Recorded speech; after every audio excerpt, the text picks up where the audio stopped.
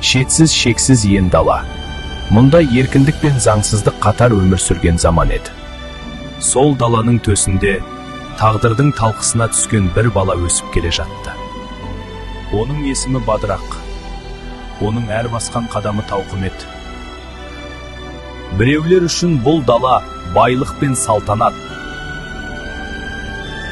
Ал Бадырақ үшін бұл таусылмайтын бейнет пен құлдық еді. Ананың көз жасы әділетсіздіктің ащы дәмі. Қамшының ысқырығы, намысты таптаған соққы. Өзгелер май шайнап бал ішкенде, Бадырақ намысын жұтып өзегі талды. Сүйенері тас, тілеуі аспан, түн оған еркіндік туралы сыбырлайды. Оның қанында бабалардың азат рухы оянды. Ол құл болып тумаған еді. Қорқыныш артта қалды. Енді тек алға. Не еркіндік, не ажал. Анасымен үнсіз қоштасу. Бұл құлдықпен соңғы жүздесуі.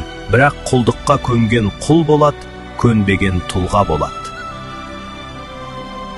Жас жүректің ішінде үлкен бір наразылық оянды.